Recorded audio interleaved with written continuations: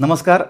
Icon steel प्रस्तुत built icon या उपक्रमात आज आपण आहोत नाशिक जिल्ह्याच्या मालेगावमध्ये आणि आपल्यासोबत आहेत senior civil engineer Virendra Shah. Virendraji, अनेक अनेक धन्यवाद, आपण इथं आज आलात. आपल्याबद्दल जाणून घ्यायला आवडेल की आपली शाळा कोणती, आपलं कॉलेज कोणतं? मी शाळा म्हणजे मी ZPKमधनं झालो आहे. ZPK स्कूल तिथून 10वी केलं आणि त्याच्यानंतर मग 11वी-12वी करून मग गव्हर्मेंट पॉलिटेक्निक नागपूरला डिप्लोमा केला मी.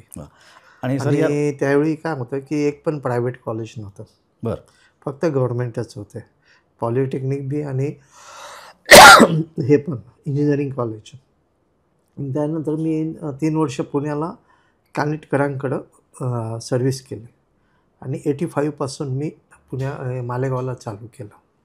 1985 पासून या क्षेत्रामध्ये उतरलात. सर, म्हणजे तुमची प्रेरणा काय होती की या क्षेत्रात काय यावं, म्हणजे तो विचार काय होता तुमचा? मला इंटरेस्ट होता याच्यात, म्हणून आम्ही आलो याच्यात. बरं. तुमचा पहिला प्रोजेक्ट कोणता होता?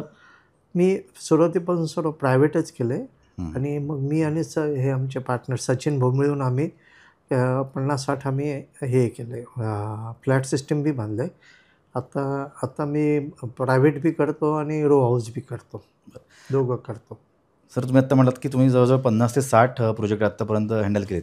तर त्याच्यामध्ये एखादा आयकॉनिक म्हणजे सगळ्यात लक्षात राहणारा प्रोजेक्ट असा कोणता होता? आयकॉन म्हणजे आम्ही सर्व माझे जेवढे बी प्रायव्हेट्स कामं आहे आणि रो हाऊस आहे, आम्ही सर्व आयकॉन स्टीलच वापरतो. नाही, अच्छा, आयकॉनिक प्रोजेक्ट म्हणजे एखादा लक्षात राहिलेला प्रोजेक्ट कोणता तुमचा त्याच्यापैकी? लक्षात राहिलं म्हणजे सर्व जे बंगले आहे आमचे बंगले, ते आम्ही करतो सर्व बंगल्यामध्येच. ओके.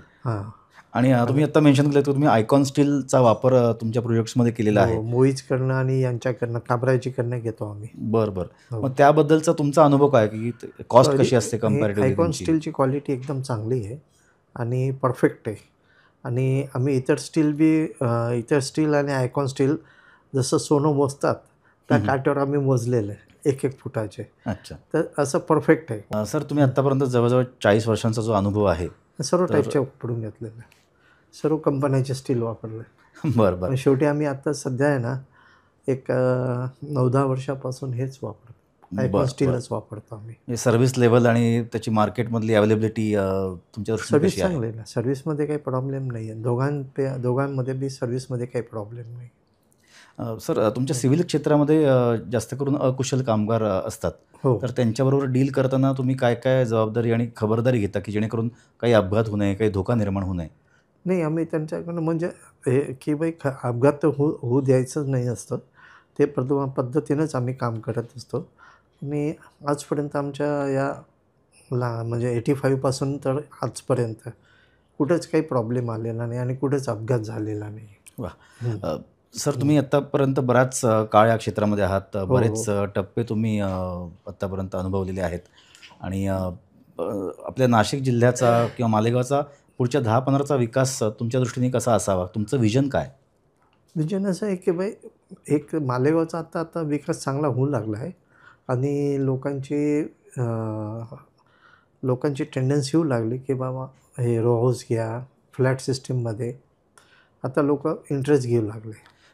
आणि आम्ही बी प्रायव्हेट बी करतो आणि दोघं करतो, डेव्हलपिंग बी करतो आणि ते पण करतो. आम्ही स्वतःचंच जमीन घेऊन त्याच्यावर बांधून विकतो आम्ही. प्रशासनाचा पण एक मोठा सहभाग असतो या सगळ्या सिव्हिल लाईनमध्ये, तर त्याचा तुमचा अनुभव कसा आणि त्याच्याबद्दल काय सुधारणा त्यांनी अजून केली पाहिजे? प्रशासनाशी तर आमचा डायरेक्ट काही कॉन्टॅक्ट येत नाही, कारण आम्ही समजा ते ज्या आर्किटेक्टला दिलेलं असतं काम, आर्किटेक्ट ते सर्व मंजूर करून आणून देतात. आणि प्लस स्ट्रक्चरल डिझाईन असतो, स्ट्रक्चरल डिझायनर आहे सर्व, ते त्याच्या दोघांच्या प्लॅनप्रमाणेच आम्ही वर्किंग करत असतो. वीरेंद्रजी, तुमचा जो 40 वर्षांचा अनुभव आहे, आता त्या अनुषंगाने एक शेवटचा असा प्रश्न की येणारे जे तरुण सिव्हिल इंजिनियर आहेत या क्षेत्रामध्ये, आणि आत्ता एक डिजिटल प्रणालीसुद्धा चालू आहे नवीन युगाची, तर ह्याची सांगड घालून त्यांनी आता या क्षेत्राकडे कसं पाहावं आणि काय विचारांनी या क्षेत्रामध्ये त्यांनी उतरावं?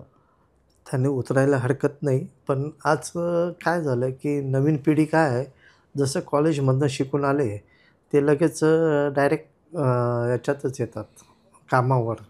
पण ॲक्च्युली त्याला कोणत्याही याला त्याला 3-4 वर्षाचा अनुभव पाहिजे, तरच तुम्ही ते लेबरला हे करू शकतात, वागवू शकतात. तुम्हाला क्वालिटी तुमची मेंटेन करू शकतात आणि तुम्हाला ते सर्व समजू शकतं. आजकालची पिढी काही येत नाही. त्यांना बऱ्याचशा गोष्टी माहिती नाही आहे, काही नाही आहे. ॲक्च्युली वॉटरप्रूफिंग कसं करायचं ते बी त्यांना माहिती नाही आहे. असं. ओके. हां. सो वीरेंद्रजी, तुमचा म्हणजे तुम्ही छान विचार मांडलात, की या क्षेत्रामध्ये येताना पूर्ण अभ्यास करून मग उतरलं पाहिजे. अनुभव पाहिजे. हां.